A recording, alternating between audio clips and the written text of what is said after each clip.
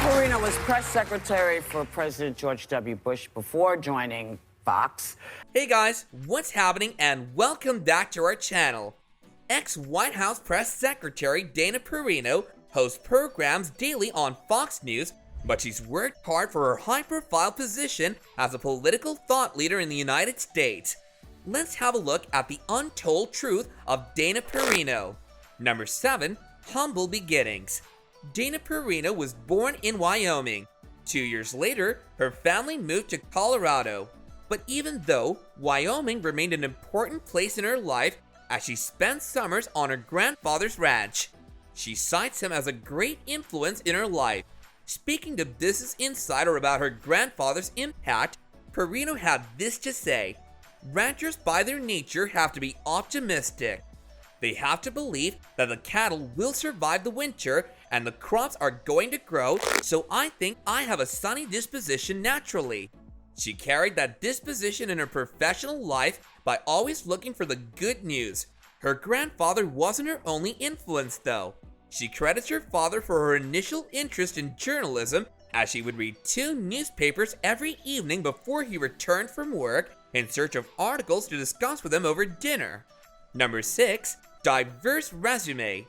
Diana Perino first gained experience in multiple fields such as politics and journalism. Perino still uses knowledge from both fields to this day as a correspondent on Fox News. Before her high-profile work on TV, Perino earned her master's degree in public affairs from the University of Illinois Springfield and worked for politicians, local news, and the Justice Department tackling communication issues. Following her time working in various positions with the Bush administration in the White House beginning in 2001, Perino added titles like author and anchor to her resume, further putting her communications and political insight. Later, she added another title in her resume, which is college professor. Perino taught a course in political communications at George Washington University Graduate School of Political Management for a short time. Number 5. White House Press Secretary. Diana Perino made history when she became the first White House Press Secretary, the second woman and first Republican woman to ever hold the position after her predecessor Tony Hsieh was diagnosed with terminal cancer and stepped down. Although she had previously planned on leaving her grueling job as the Deputy Press Secretary at the White House, Perino stayed after she was offered this content promotion by the Director of Communications, Ed Gillespie. The communications guru worked as a press secretary from 2007 until the end of the President Bush administration in January of 2009. The job, as one can imagine, was very stressful, and Perino was left with a ringing in her ear for 2 years. Number 4. Injured during Bush shoe incident.